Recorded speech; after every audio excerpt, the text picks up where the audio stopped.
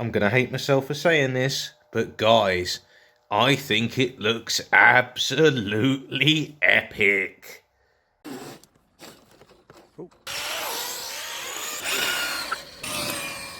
Hello and welcome back to MMPRC. It's been a long break over lockdown, but hopefully now we're here with the start of some really good content as restrictions ease and we can get out again. Now, as you can see, a lot of stuff's got bigger over lockdown, and RC cars are no different. So, all the way from Denmark, we present to you the big brother of the Maverick Quantum, the Maverick Quantum Flux XT. Right, let's take a peek. Unbox this bad boy and see what it contains. I can already feel it's quite heavy.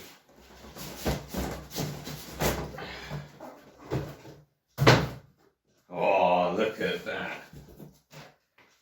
Obviously, the car itself, and that is a handsome looking machine. We've then got instruction manual with a heatsink and an aerial tube.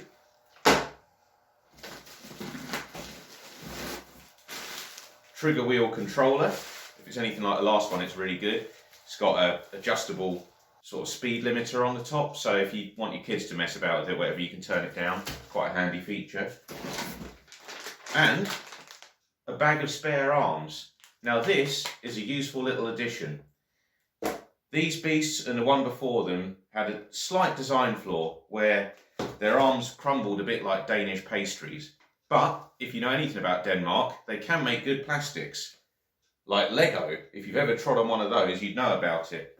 So what they did, knowing there was an issue, they went round and they included in every box a set of the new upgraded arms, which I think is a really nice touch. They could have just left it, waited for it to go wrong, you know, dealt with the warranty claim, but someone actually took the time to go around to every one of these and include that. So top customer service, really good. Right, let's have a proper look and compare it to the original and see what they've changed.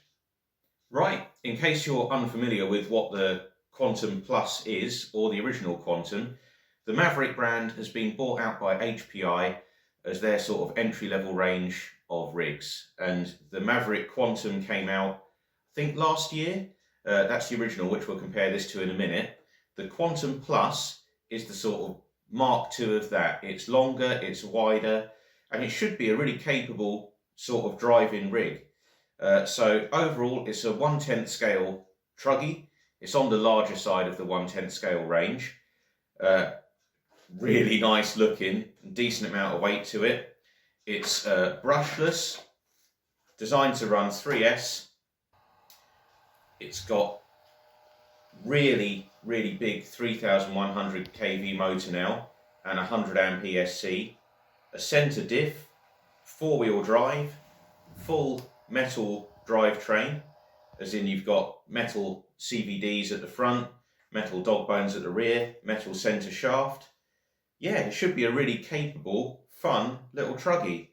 I've fitted, since the unboxing, the heatsink and the aerial tube that come in the packet. And when you fit the aerial tube on these, there's a tiny grub screw that holds it in. A lot of people are saying, oh, it keeps falling out. There's a little 1.5mm grub screw in there and it really cinches that aerial tube tight. So go careful like me. You don't cut yourself unboxing that and need a Hello Kitty plaster. Oh, probably can't do that on YouTube. It's that finger. So, here is the original Maverick Quantum that was released last year. Here is the Plus. Now, obviously, why is it the Plus? Well, to start with, it's bigger. It's longer, it's wider, it's taller, it is all around a beefier unit. There is a lot more than that under the skin. Now, I really like these rigs. A lot of people, as soon as we put anything about this, just have got nothing good to say about them. But the problem is, they were so cheap and they've got so much power that a lot of people just bought them, slammed in a 3S, and without knowing much about setting them up, looking after them, just took them out. And yes, things broke. And yes, there was a design issue with the arms, but that's been fixed, you know, like HD shafts now come as stock. Everything has teething troubles, but I personally think people can call these a pooch as much as they want, but this really could be a Great Dane. Anyway, So, longer, wider, possibly better looking. I really do like the shell. The design's quite striking. And that's, say, the initial impressions are there. But what really sets this apart are all the little techie things under the skin. And that's what I really enjoy. So we're going to get into that and have a proper little geek out at what they've done to tweak this from what I think is an already very capable and fun basher into something really a lot more refined. So, what makes the Plus, apart from the obvious that it's bigger? Well, let's have a look and see. Let's take off the equally handsome shells and we'll reveal the differences. Now, I have got my handy little list of differences that I wrote down because there are a lot. So I'm not cheating if you see me refer to it. Right, first of all, obviously this is stock out the box. This one here has had a homemade centre brace that I made. I've changed the steering servo, but the layout is stock, so the comparison, you know, is definitely valid as to what the differences are. First of all, you've got the wheels and tyres. Now, on the original, it used a 2.8 size, sort of standard 1/10 monster truck wheel and tyre. And behind that is a 12mm metal hex. On the Plus, they've upped that to a 3.2 and a 14mm hex. They've gone up a hex size to help transfer that power without the risk of rounding out the centre of the wheel, which again is a pretty good technical approach to doing things. It now comes with, as standard, the HD axles and axle ends, which iron out another weak point in this. In fact, the front and rear clips share the same suspension, arms and gearboxes, so it's quite handy if you end up with two like I have. You can always part share. The shocks and springs have actually been re-oiled. When this came out, you never really used to get any return on the suspension, and when I tried changing the oil, this seemed to be filled with some kind of earwax. Now, I went to 500 CST oil, and when we contacted HPI, try and get some answers about this one, lo and behold, 500 CST oil in those shock absorbers there. So, yeah, again, approve that. I did my R&D, they did their R&D, so these are a lot smoother, you get a nice amount of return, and since changing the oil in this, it has driven like a different rig. You can see the steering servos. In the original Quantum, it stands up here behind the receiver box, and in the Quantum Plus, you've got a lay-down servo there with a slightly different linkage setup. The biggest change of all, though, comes with the driveline. In our original Quantum here, you've got a rear-mounted motor, which is a 3300 kV. It then drives your rear gearbox and power's taken directly to the front with a prop shaft running down the centre of the vehicle. There's no slipper clutch, there's no centre diff, so you've got permanent equal power split to all four wheels, but it also means upon landings and stuff, there's nothing to absorb that sort of driveline shock, so it can be quite snappy on the brakes and it can take a bit of a pounding if you land on the throttle. The Quantum Plus, however, is a totally different animal. You've now got the motor span around with a central diff feeding through two separate prop shafts power to the front and rear. This is a much better setup for sort of fast driving because it allows power transfer as the front lifts or the rear grips to move throughout the vehicle. It also means as you're landing, if you're ever on the throttle or anything like that, you've got that little bit of driveline absorption. So you imagine as you land off a jump, for the tiniest instant, your wheels can stop if they dig into some mud or whatever. If your motor and everything else is spinning at flat chat, somewhere along the line, something's going to give. So you need a point of flex or absorption or something within that driveline. As I said, the motor in this, as well as being physically larger, is a 3100 kV, so it's a little bit lower voltage. But the ESC has gone from a 45 amp in that to 100 amp in that. So by shoving those extra volts through, you know, that motor can spin at the same speed, but it will run a lot cooler and be a lot less stressed. Again, when these came out, they could take 3S, but it was out of their comfort zone. This one, 100 amp ESC, is really, you know, at the good end of 3S. It should be able to run 3S with no issues at all. You've also got Dean's connectors on both of these, which is handy because I run that in all my rigs. And the central gears on this, the spur gear and the pinion, are Mod 1, which is, in layman's terms, the most aggressive, the most the beefy, hard-wearing cut of the gears. So something like an old Traxxas gear, really fine, small teeth. Then you go to 32 pitch, 0.8, but Mod 1 really is big boy stuff. You shouldn't be stripping those out unless you are really doing something wrong.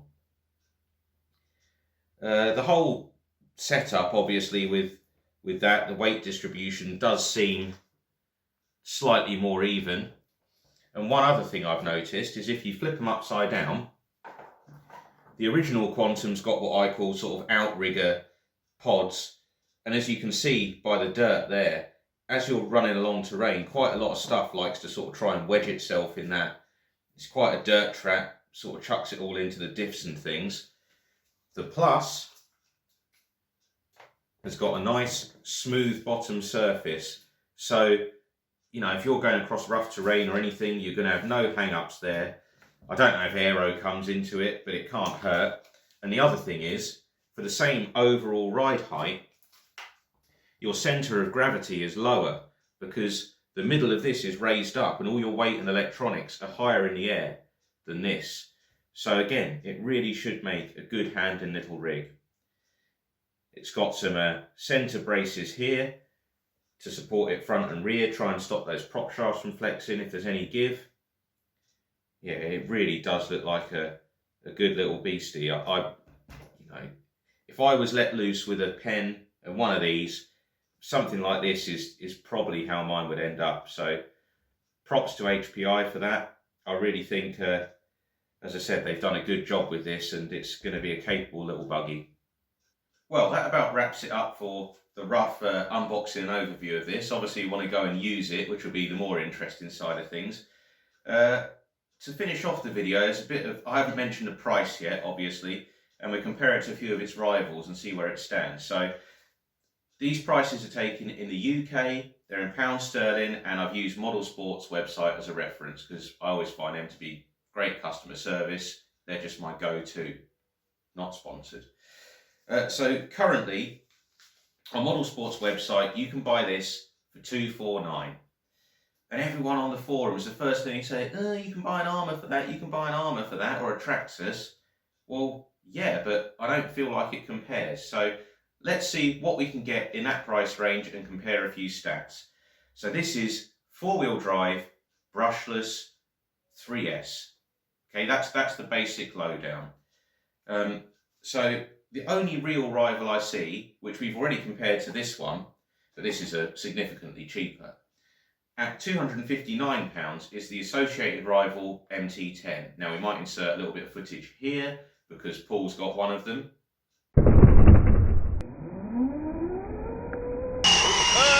Okay, that probably happened, I don't know, I'm not editing this video. Now they are a brilliant little truck. Again, they're 3S capable, they're four-wheel drive. That's, to me, that is all I can see that can compete with this on paper. And everyone banging on about your Armours and your Traxxases. Can you buy one? Yes. Does it compare? No. Because for £249, the same price, you're going to get yourself a Granite, a Typhon or a Centon, but it is the Mega. Now, in this case, Mega doesn't mean great because it means brushed. You know, you might be able to put a 3S pack through it, but it's old tech. You know, you've got the lower end of all the Armour line. If it can be plastic, it's plastic. I'm not dissing them, but when people try to compare directly, that's like comparing the 99p value cheeseburger to the Grande Big Mac. Yes, it's a burger, it's got beef, cheese and a bit of bread, but one you feed to the seagulls and the other one you eat a lot and end up looking like this. When you go to Traxxas, for £20 more, the Traxxas need to sort their lives out, seriously. For £20 more at $269, you can get yourself a two-wheel drive, brushed Slash or Bigfoot, or you're getting into rustler territory. Now, I've owned a lot of those and they are great, but they were designed in the 1990s. The plastics are made of like butterfly wings and eagle tears and they are weak. Yes, you can make them tough and you can make the armours tough, but that's because they have a massive aftermarket of parts. And again, out of the box, when you run them stock with the stock plastics and the stock power, even this one at £170 would dominate a rustler. They aren't that quick, they aren't that strong, they don't have much grip. It's just purely the fact that you've got that aftermarket there. So to me, both of these are excellent value. You know, if you really want value, you come straight in with the Quantum. If you want to go up that notch, still outspec everything else apart from one truck within the price range, this really does seem like a great way to go. So we're going to charge up some batteries. We're going to take both of these out for a spin, GPS them, drag race them, give them a little jump and see what this does that doesn't, and maybe what this does that doesn't. But I'm just happy to have both of them in our little family here. And yeah, each to their own, but I love them. And let's see how it goes. See you later.